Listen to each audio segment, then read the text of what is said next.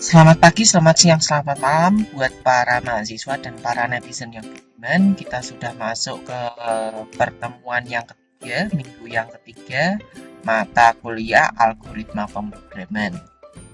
Nah, pada minggu ketiga ini kita akan melanjutkan lagi materi kita tentang dekomposisi. Ya, tapi di sini kita akan lebih membahas tentang prosedur. Ya, prosedur. Kalau kemarin kita sudah belajar fungsi, sekarang kita akan belajar tentang apa itu prosedur. Nah, jadi sebetulnya di sini tertulis judulnya adalah fungsi sebagai prosedur.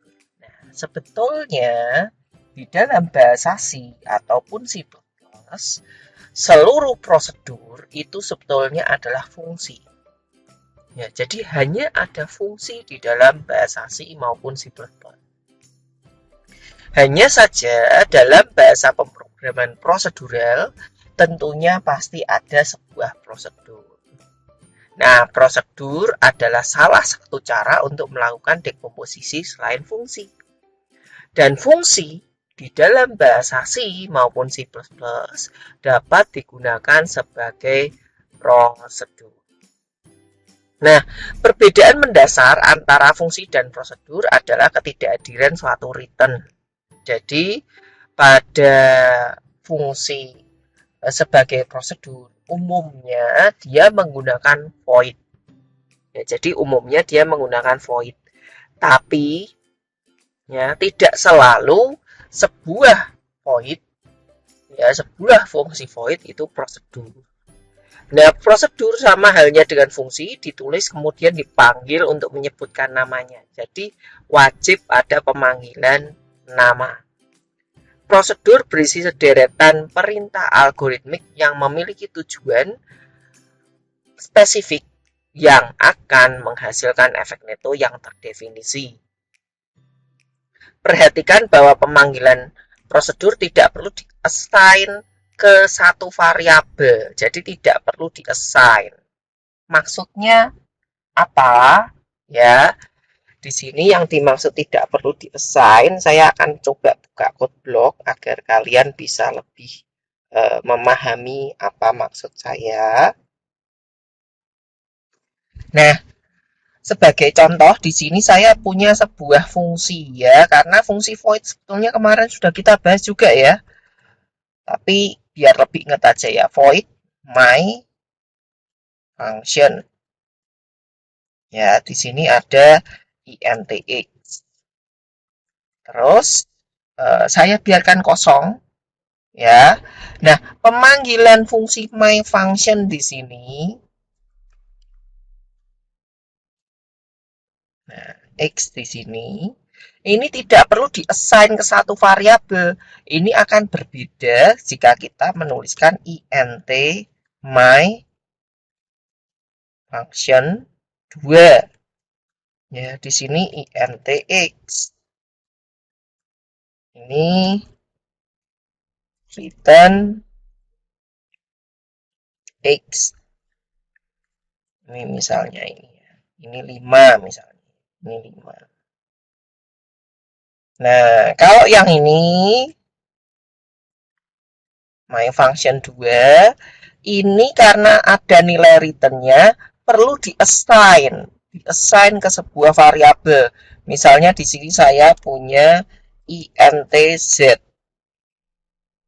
Z sama dengan my function 2. Nah, ini perlu di-assign.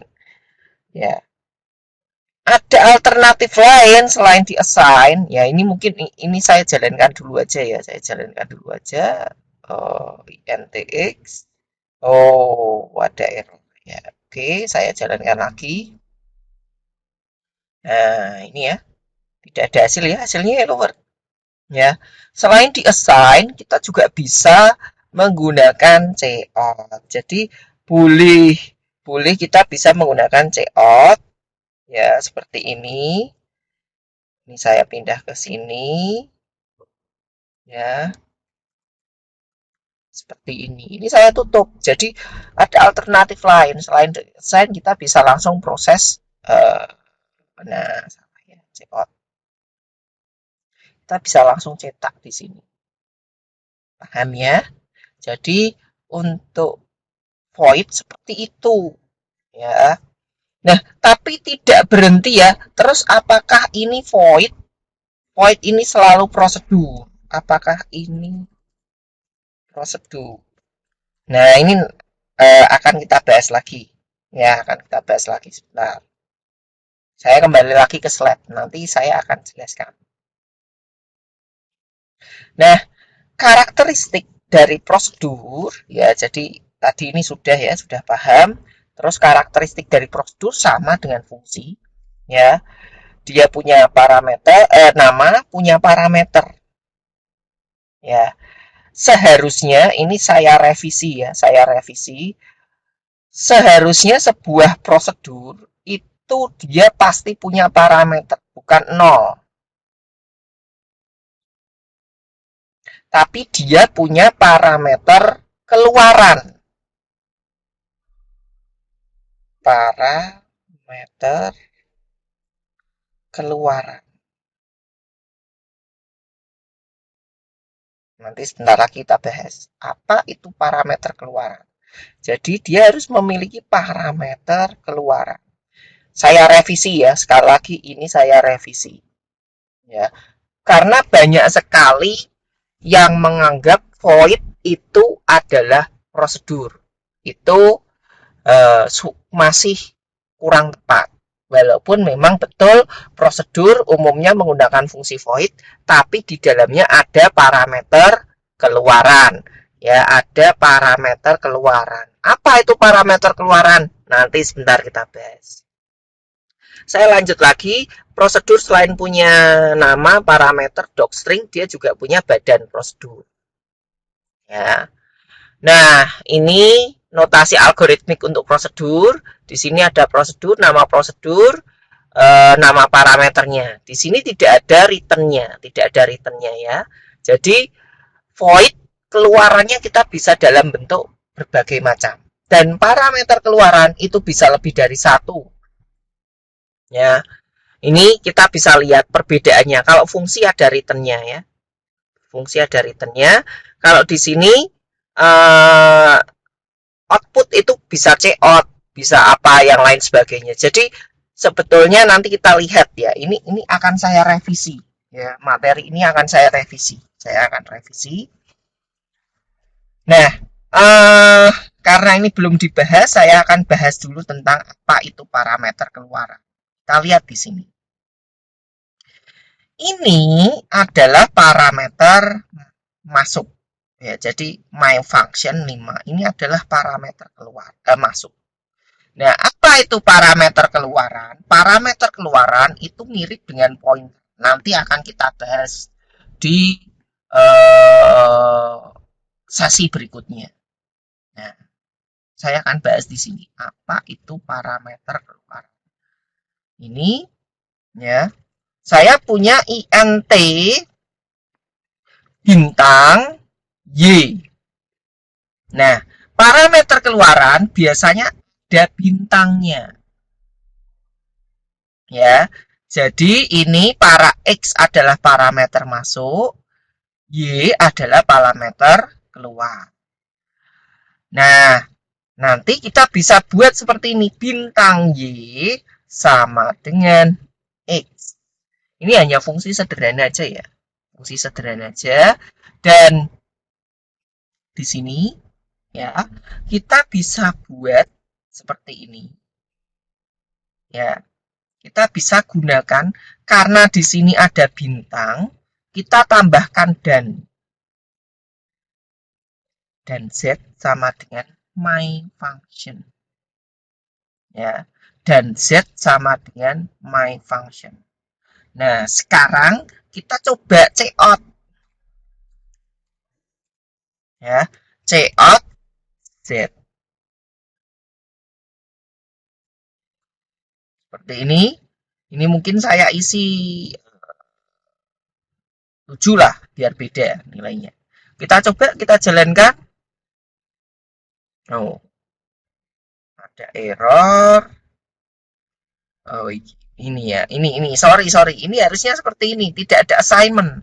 Sekali lagi tidak ada assignment. Ini dan Z.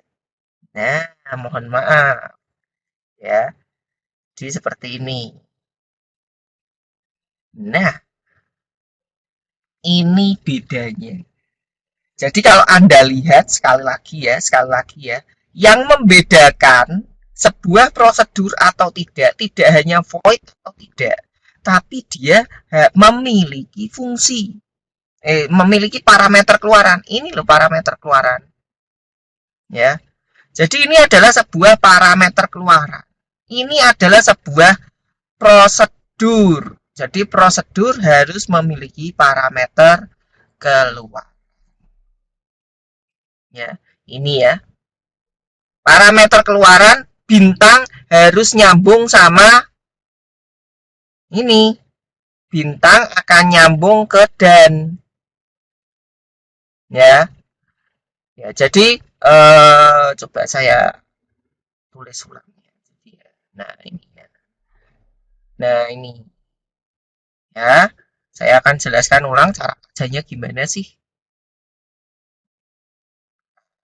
Nah, ini ya. Saya hapus dulu. Jadi kalau fungsi ya, kalau fungsi kan ini tadi seperti ini ya. My function 5 dia memanggil ya. My function 5 besar sekali.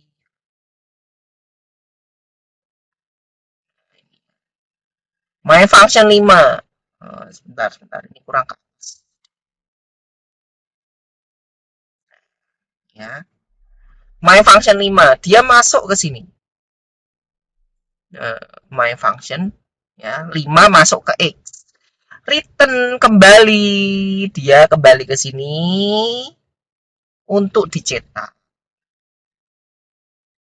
Nah, kalau parameter masuk itu seperti ini ya, parameter masuk itu seperti ini. Jadi 7 masuk ke X. Ini sebuah prosedur.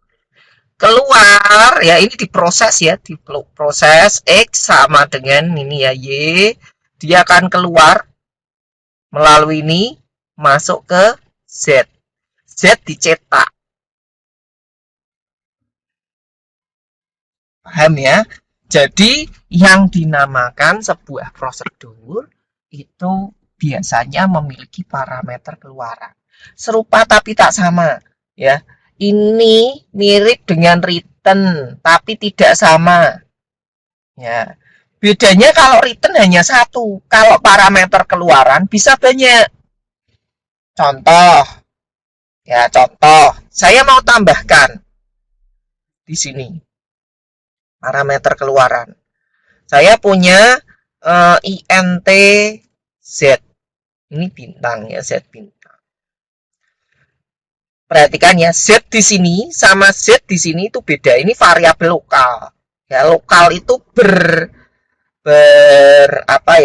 berlaku pada ini aja ya, berlaku pada satu fungsi saja. Jadi z yang ada di sini sama z yang ada di sini ini beda. Bukan beda karena bintangnya, tapi berlakunya berbeda. Ini berlaku z berada di dalam sini.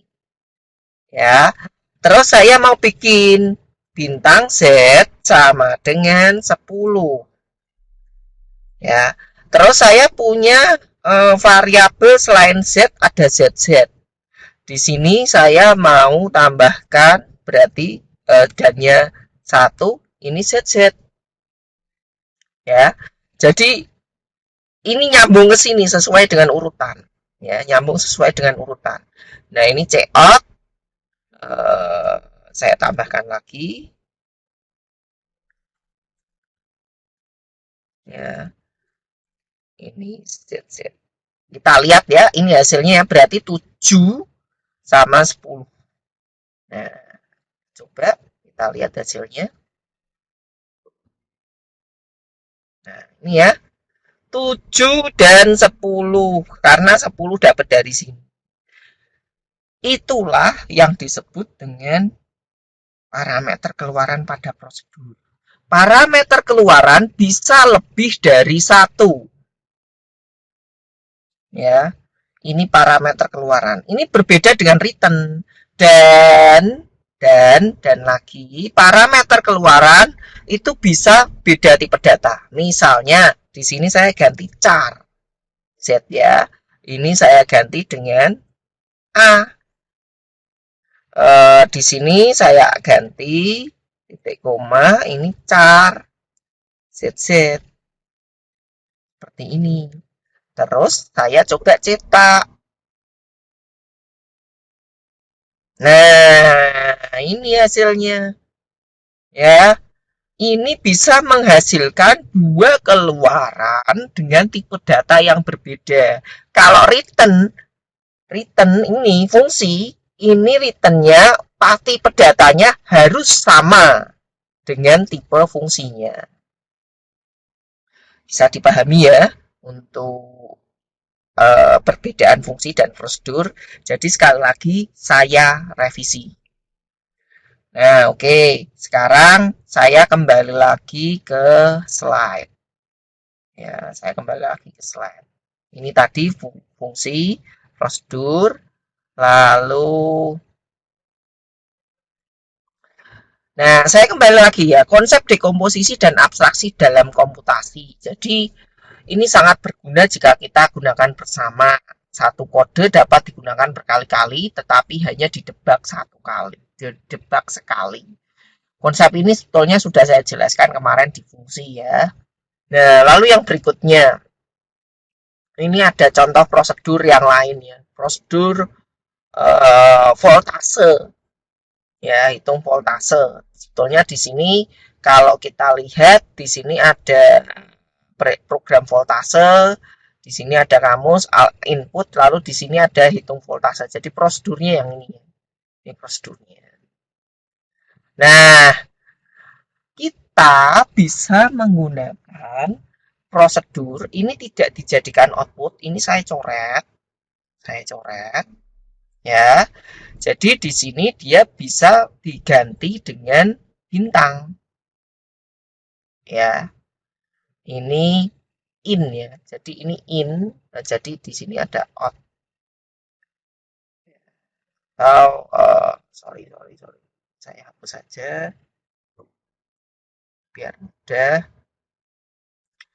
Nah, ini saya ganti dengan saya coret ya garisnya ya, kurungnya ya. Berarti ini saya ganti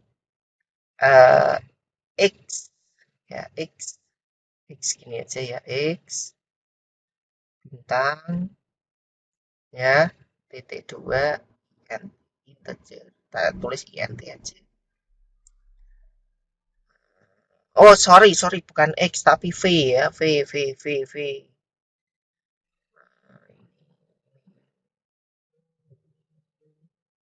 Bintang V. Nah, ini tinggal kita kasih V. Ya, saya ganti ya prosedurnya ya. Berarti untuk codingnya ya, kita coba buat prosedurnya ini ke dalam code block. Ya, ke dalam code block. Ini saya mau buat fungsi void to voltase tadi intr inta int bintang V ya, bintang V sama dengan R seperti ini ya. Lalu kita bisa bikin ya, ini saya tutup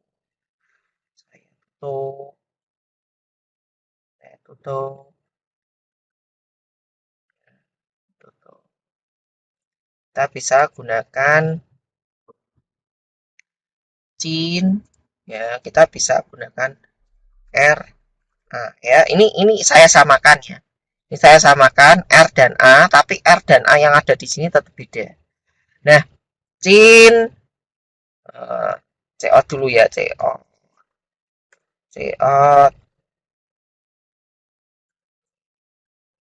masukkan R.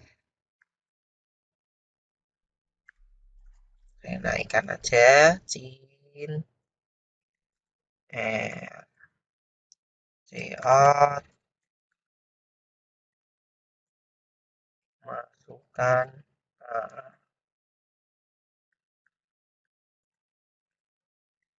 ini ya, cin,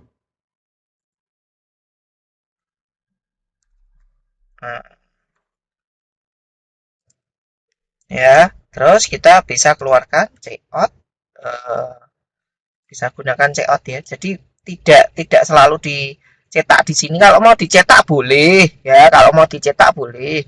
Tapi kalau ada pencetakan, ada kita mau tulis cout di sini boleh ya. Bikin cout di sini boleh. Misalnya cout masuk ke prosedur hitung voltase. Ya, seperti ini saya tambahkan NDL. Lalu di sini ada cout. Berarti sorry ini kita panggil dulu hitung voltase sama dengan R, A, dan Z. Nah, mencetaknya ini ya voltase sama dengan Z ya, tidak pakai dan ya. Dan itu karena menunjuk alamatnya. Ya, nanti ini akan kita bahas di dalam pointer. Kita jalankan. Masukkan R 5, A-nya 10, hasilnya voltasenya 5. Seperti itu. Ya, jadi sudah jelas ya, seharusnya sudah jelas. Oke, saya kembali lagi tadi prosedur. Terus di sini saya akan jelaskan secara singkat apa itu pemrograman moduler.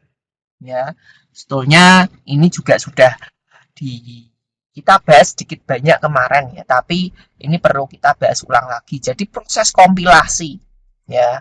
Apa itu kompilasi? Menerjemahkan ya, menerjemahkan dari source code bahasa C atau C++ menjadi sebuah bahasa yang executable.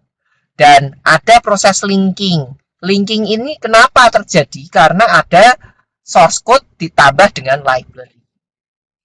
Jadi di sini ada source, ya, file source yang kita buat .h, .c atau .cpp. Terus kita preproses, ya, preproses source. Itu preproses itu adalah yang ada include-nya, ya, yang ada include stdio.h dan lain sebagainya. Ini langsung dibuat jadi terjadi ya, sudah diambil, ya. Kita compile codingnya jadi .o atau .obj. Ya. Selanjutnya, nah, proses compile-nya itu pakai apa? Proses compile itu pakai GCC atau G++. Ya.